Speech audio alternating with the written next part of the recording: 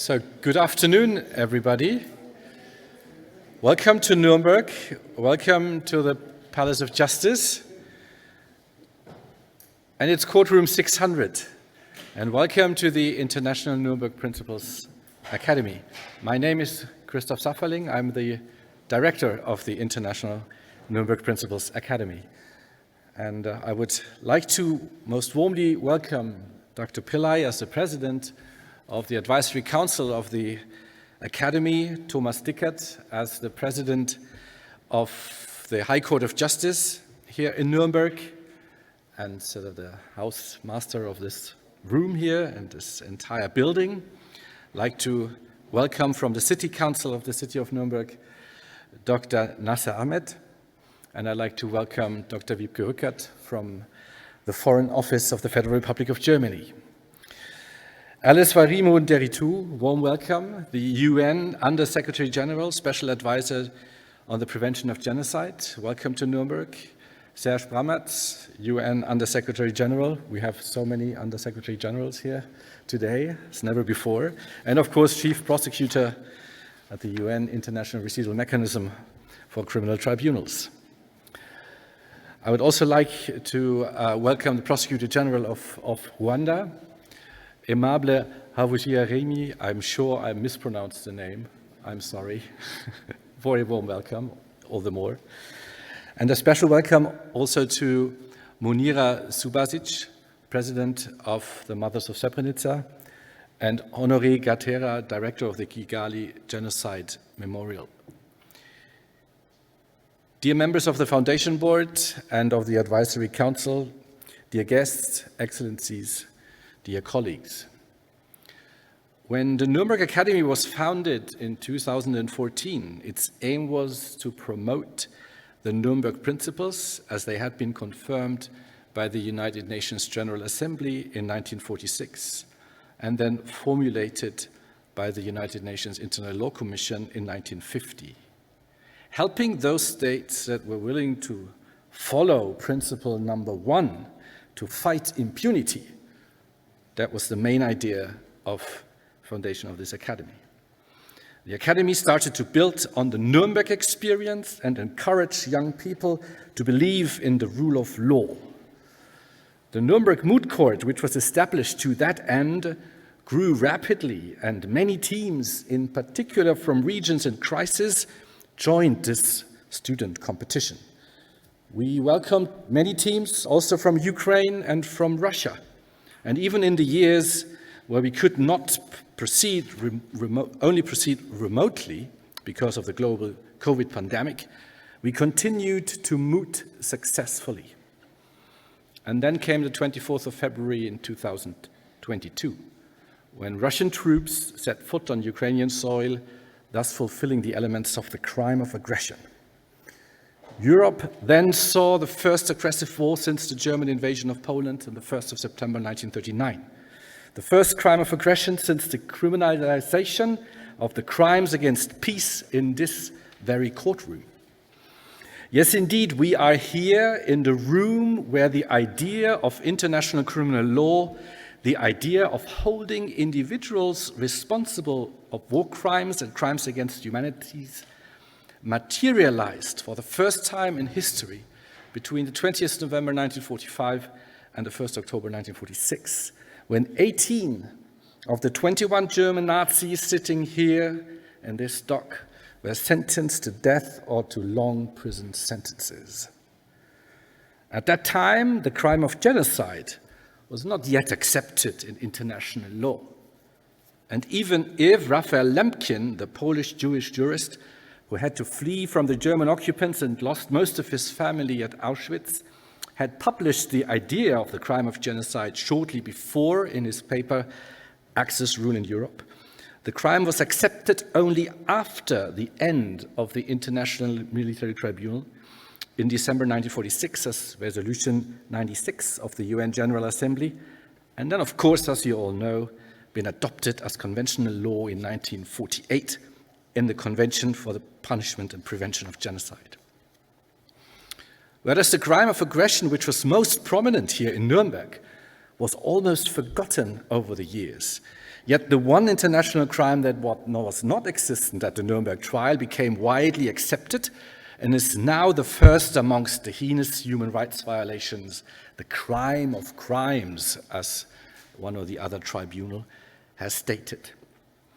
As it is a special crime, taking into account the victimization of a collective, a specifically defined protected group, national, ethnic, religious,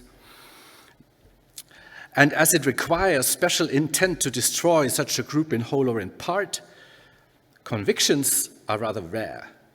At the same time, it is most often being claimed politically, and it sometimes seems that the other international crimes are not as evil in causing immense suffering amongst innocent civilians compared to the crime of genocide. In the event that genocide has occurred, that a specific group has been targeted, it will be immensely difficult to reconcile the societies involved. Criminal prosecution might be a step towards reconciliation, a first step maybe. A criminal trial is commonly seen as documenting the facts in an independent manner and thus serving the search for truth. Denying that a crime has occurred runs therefore contrary to the idea of exactly this search for the truth. Every time this happens, the victim will be offended, and also the authority of the court is questioned. Denying genocide has exactly this effect. It distorts the search for the truth, it harms the minority protected by international law, and it questions the authority of the court.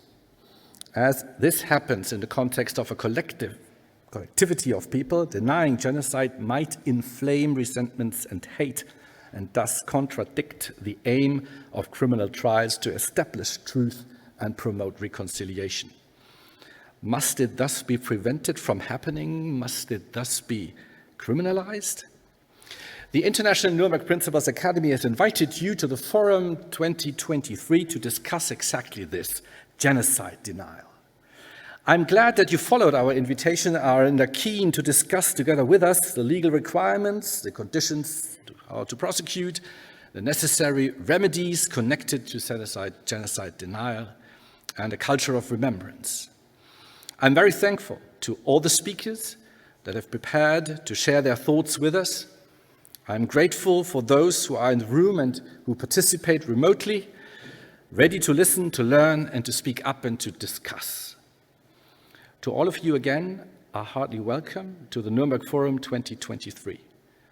I'm excited indeed, not only because this is my first Nuremberg Forum as the director of the Nuremberg Principles Academy, but also because I'm looking forward to most interesting 3 days of conference.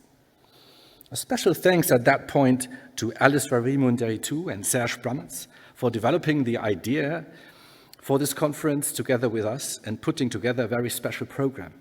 And let me at this end also welcome High Representative Bosnia and Herzegovina Christian Schmidt, who has just arrived. Of course, you were all also involved in putting together this conference. Thank you so much. So, welcome again, all of you, to Courtroom 600, and let's start this conference. Thank you.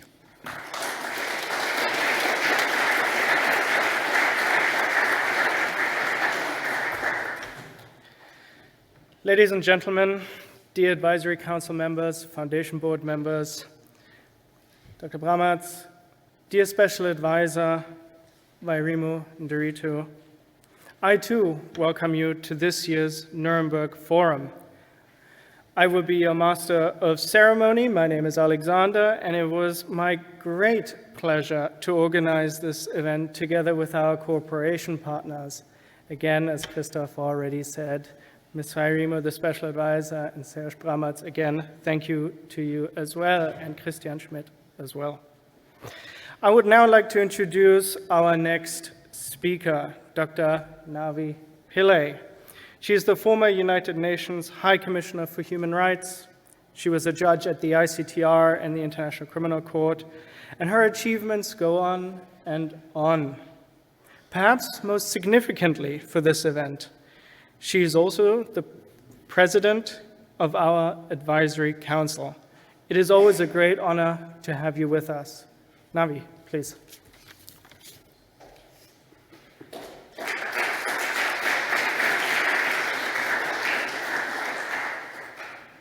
Thank you, Alexandra, and good afternoon, everyone. Really, as President of the Advisory Council of the International Nuremberg Principles, I think what's expected of me is just to welcome you and then take my seat. I'm going to do a little bit more than that, just to bear in mind how important the Nuremberg Principles are to our discussions. The whole idea of these principles, many of which were adopted in the Universal Declaration of Human Rights, and we're all celebrating the 75th anniversary of that document, all of that emphasize the universality of principles. And some of us who sit on the Advisory Council come from the South, and sometimes we are rather surprised about the northern perspectives on some of these issues. Should we, for instance, in the South, have laws criminalizing the denial of colonization? Or we just let the discourse go on and on? And you'll be surprised that in the United Nations, it's totally discouraged to raise the question of colonization or repatriation. I think the new Prime Minister of Trinidad has started opening up a debate there on that matter. So I'm very pleased that these discussions are being held here in courtroom 600, and we keep in mind that the goal of the Nuremberg Principles is the universality of principles and not localized emotional reactions from one or other country. The other thing I would like to share is, I am known as a genocide judge, not that I perpetrated it, but participated in the first judgment. That's the Rwanda Tribunal's Akiyesu judgment. And it was extremely difficult when you're dealing with something that has not been done before. So I think that the findings of that court are very relevant for our discussions. And so let me emphasize that you cannot, you have to use genocide as it is spelled out in the Genocide Convention, which means there has to be proof of the specific intent. So it can be acts of murder, sexual violence, torture, and other acts, but only if there is proof of the special intent that it was done with the intention of destroying one of four groups in whole or in part. So you will find that the word genocide is used very loosely by the media and everybody. People tend to think that any kind of massive killings is genocide. They also feel there's a hierarchy of crimes, and they want what happened in their country to be known as genocide. So it is used very loosely. I hear of gender genocide now. And once we were at a meeting in Hungary, and at dinner we noticed that the size of the goose livers were as big as cattle livers. And someone said, yeah, Hungary is committing goose genocide. So of course it's a very, very serious crime. But I'm just thinking that when you pass a law allowing the denial of genocide, as has done this country, Germany and France, where it's a crime to deny the Holocaust. So when it comes to genocide, the crime must have happened and a court has to have determined that genocide occurred, such as Rwanda, such as Srebrenica. So I'd like to see how the discussion will go on addressing situations where there has not been a court determination as yet. May I also refer you to the media case, also from the Rwanda Tribunal, in which I participated. In fact, I was a presiding judge in the media case, and there we dealt with Nuremberg case law as well. So the other issue during our discussions is the impact on freedom of speech. When you prohibit discussion of a topic or research or so on. And so we found in the media case, we had to look at the jurisprudence that is out there. So we found guilty 3 members of the media for spreading hate speech and direct incitement to genocide. It's very unusual, but that was the evidence was before us. So that case is also instrumental to have discussions such as this. When do you prohibit and yet protect freedom of speech? So I really am looking forward to the discussions. It will be new to me as well. And I'm so pleased that so many speakers are present here today to enlighten us today and tomorrow and the day after. I wish you well in your deliberations. Thank you again for being here.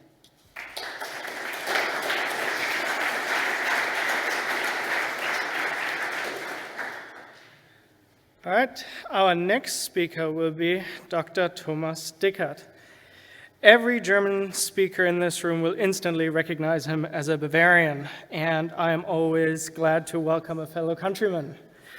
But today I have the great pleasure to welcome him as the president of the Higher Regional Court of Nuremberg. He represents the Free State of Bavaria on our foundation board, and he is our gracious host, and we are very fortunate as the Academy to share this building with him and his staff. So as such, please welcome Dr. Thomas Dickert.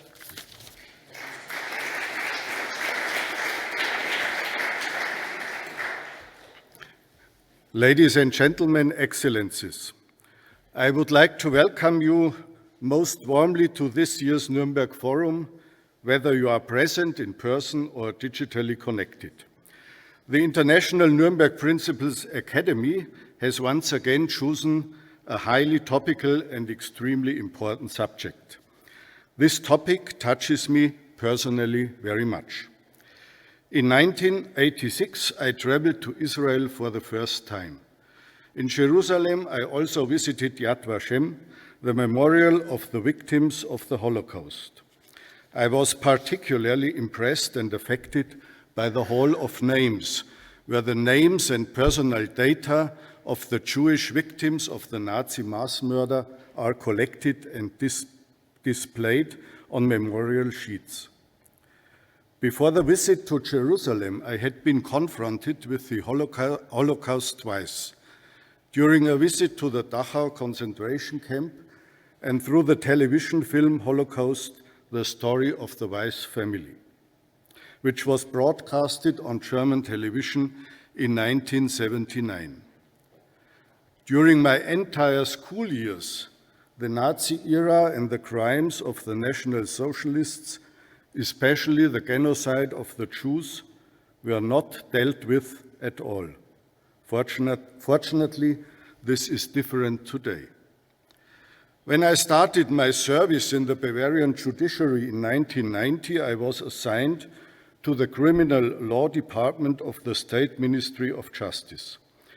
I was given the task of writing a dossier about the so-called Auschwitz lie and the Holocaust denial for the former Minister of Justice, Dr. Berghofer-Weichner.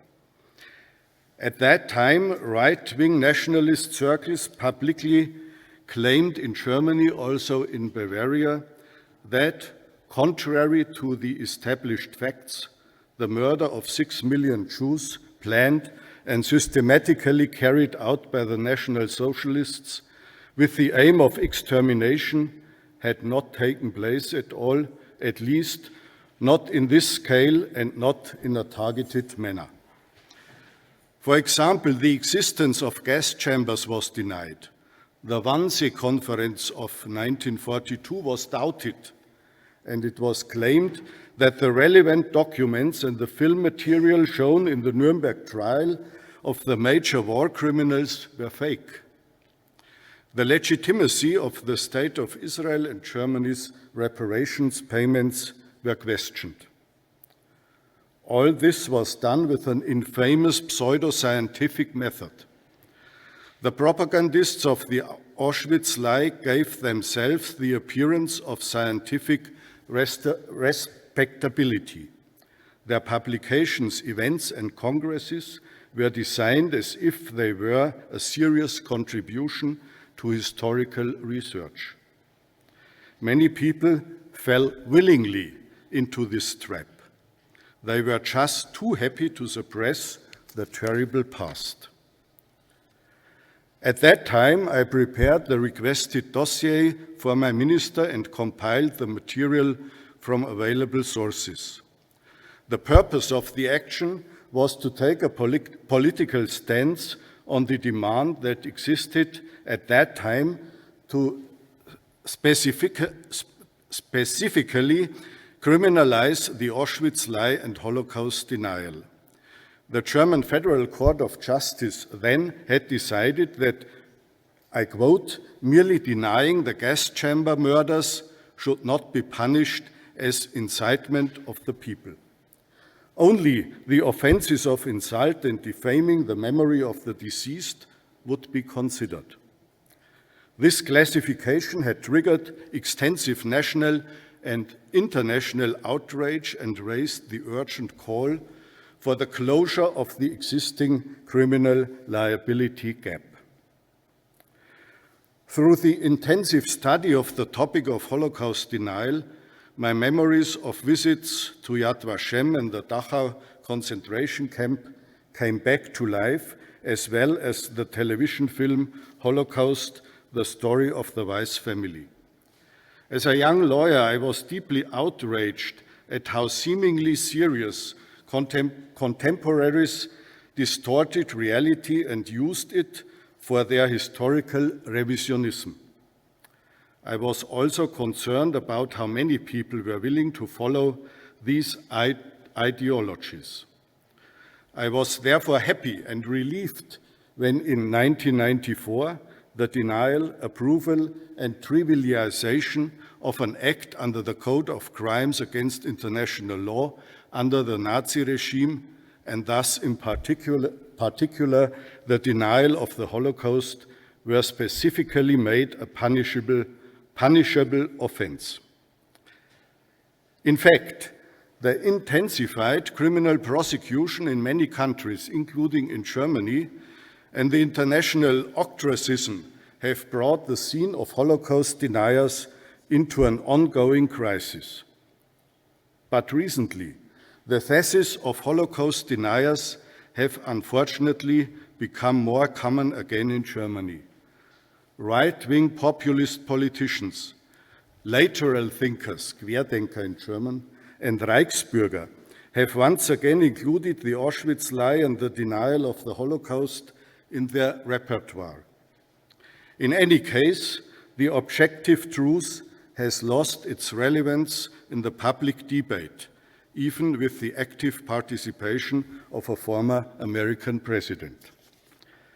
Therefore, it is crucial that all upright Democrats and all people committed to the truth courageously and effectively oppose these lies. The International Nuremberg Principles Academy is doing the same with the choice of the topic for the Nuremberg Forum 2023. I wish the event a good and successful course in the interest of justice, of the rule of law, and of democracy, and in the interest of truth. Thank you very much.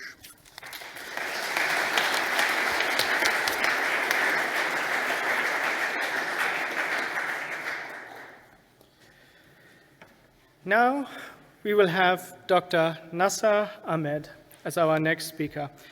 He comes to us as a representative of the city of Nuremberg and of the Lord Mayor. Indeed, it has become a little bit of a recurring tradition that you come here.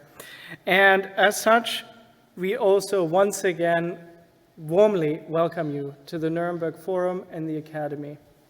Dr. Ahmed, please.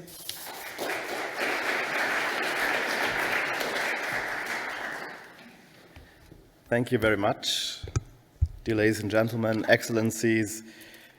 I'm feeling very honored to be announced as a tradition. So I will see and hope that we will see each other very many times in future. And I want to say thank you to you all, to the International Academy Nuremberg Principles. And I stand in for Lord Mayor, as you said, Mr. Markus König, and we're very, very happy in the name of the whole city of Nuremberg that you are here and that you hold your internationally recognized forum here in Nuremberg. And I think, in my opinion, Nuremberg provides the ideal setting for this conference because it is both, yes. Nuremberg is the place of the perpetrators, as I said already last year. It is the place where the perpetrators mobilized masses for the greatest crimes against humanity. But on the other hand, you have this courtroom 600, the historic site where the first trials took place, where individuals were held accountable. The Nuremberg Principles, together with the Universal Declaration of Human Rights and other conventions, laid a foundation for rule-based coexistence among nations in the world. And not least because of our ambivalent history as City of Nuremberg, we see ourselves as particularly committed to those principles, those treaties and institutions of international law. And those laws and conventions and principles, their foundations were laid here. In accordance with our mission statement of a city of peace and of human rights, our city administration maintains an office for the coordination of human rights activities, supports the civil society actors actively in this field, and opposes any form of social discrimination. We've seen tremendous efforts of the Nuremberg City Administration to promote human rights and to support the rule of law. And some of the efforts have brought us impressive and worldwide recognized initiatives like the Way of Human Rights, a work of art which makes the abstract concept of human rights visible and tangible. Or the International Nuremberg Human Rights Award, the Documentation Center, Nazi Party rally grounds, in the preservation of which we are currently investing a lot of money, funded by federal government, but also with money from the city of Nuremberg. And they are not only supporters of this initiative, not only positive reactions, but we as City Council believe that this place, many of you will know it, must be preserved as an important place of remembrance for younger generations and generations to come. And of course, the Memoriam Nuremberg trials as a municipal institution, and since 2015, the City of Nuremberg has also been co-sponsoring the International Academy of Nuremberg Principles together with the federal government and the state of Bavaria in the spirit of affirming the universal validity of international criminal law. International criminal justice is an important part of human rights work worldwide, and therefore we are pleased that events like today and the following 3 days take place within the framework of this academy. Nuremberg today is a place that contributes to more peace and human rights. And when I spoke here last year, we all have hoped that Putin's brutal war of aggression against Ukraine would have ended until today. But unfortunately, this is not the case. Yes, this year you have chosen genocidal denial as your topic, a subject which, in my opinion, fits very well here in this place, here in this hall. The criminal leaders of the genocide committed by Germans denied and disavowed their responsibility. And also many Germans did not want to admit to it after the end of the war. to crimes which were perpetrated in the name of the German population.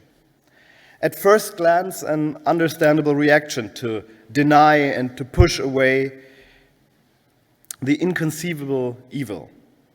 But we have learned in the last decades that only if one accepts one's guilt, however great it may be, and comes to terms with it, can there be a democratic future and good coexistence also with neighbors who were harmed. Therefore, I wish you good success for your event with this important topic and hope that the message from here, from you, goes out into the world and is heard by those whom it affects today.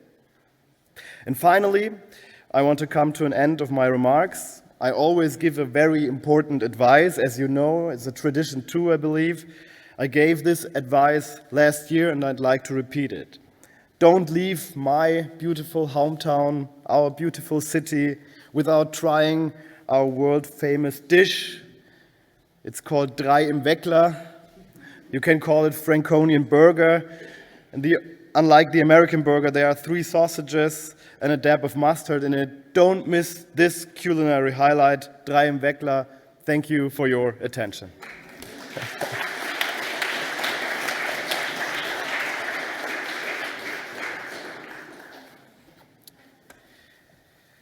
Our final opening remarks speaker will be Dr. Wiebke Rückert.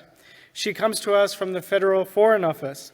There she is the Director for Public International Law, and as such, she is an expert in her very own right.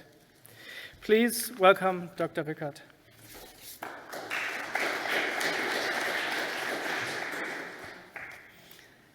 Dear members of the Foundation Board, dear Navi Pillay, dear Vice President, and members of the Advisory Council of the Academy, dear Christoph Safferling, Excellencies, dear scholars and guests of the Nuremberg Academy, it's my pleasure to address you today on behalf of the Federal Foreign Office at this year's Nuremberg Forum. Although I have been to Nuremberg and to courtroom 600 before, I am still in awe for the historic dimensions of this very special place. In the memory and spirit of the groundbreaking trials that took place here, I'm looking forward to our discussions and the important work that will be done at this forum. This year, the Academy has chosen a most complex topic, one that is challenging both from a political and from a legal point of view, criminalizing a genocide denial. And in your title, you already underline the essence, what criminalizing such denial means. It means making genocide legally undeniable. Denial does harm. Denial has negative effects on many layers, as Mr. Dickert has said. I therefore laud the Academy for having dedicated this forum to looking in detail into how it does so and how we can address and tackle it. It could not be more fitting than to hold this conference on criminalizing genocide denial at this place, as Dr. Ahmed has just pointed out. It is one of the long-term consequences of the historic events that took place in this room that we now, based on the Genocide Convention and on a whole body of international criminal law, can address the phenomenon of genocide in so many more ways. Only weeks ago, I intervened in the International Court of Justice on behalf of Germany in the case of Ukraine against Russia, which is based on the Genocide Convention, and it centers around the question of whether a dispute on allegations of genocide can be heard before the court. Genocide is, of course, also at the core of the Rome Statute. Article 6 vividly describes it as one of the most atrocious crimes in the statute, and some say the most atrocious crime in the statute, or Christoph Safferling has said it, the crime of crimes. In political discussions of the Bundestag, our federal parliament, genocide is at the heart of many political debates. The Bundestag adopted political resolutions on genocide inter alia on the genocide committed against the Armenians and the genocide against the Yazidi population. With regard to genocide denial, the international community has, in very large parts, specifically condemned the denial of the Shoah, the Holocaust. Germany, together with Israel, presented a resolution to the United Nations General Assembly in 2022, which was successfully adopted and condemned denial of the Shoah without any reservation. It urged all UN member states to do so, building upon earlier resolutions of 2005 and 2007. The European Court of Human Rights has consistently upheld that the denial of the Shoah is excluded from the protection of Article 10 on the right to freedom of expression, which is a topic that Navi Pillay has mentioned and that will be addressed at this conference. The European Commission in 2021 adopted a strategy on combating anti-Semitism and fostering Jewish life, and it proposed to extend all forms of hate crime and hate speech to a list of EU crimes set out in the Treaty on the Functioning of the European Union. But while the political discussion is increasing the ways and means in which we can tackle and address genocide and the denial, in particular of the Shoah, we seem to be faced with a contrary tendency in society in general, and this has been said as well. You may have seen the headlines of recent days, polls that show that the denial of the Shoah is on the rise, that more and more people of all ages consider genocide either as something of the past or dilute the horrors of genocide by using the term loosely, as Navi Pillay has said. It is therefore most timely that the Nuremberg Forum is addressing the imminent political and legal questions of genocide denial. I wish you and us all success in this endeavor, and thank you.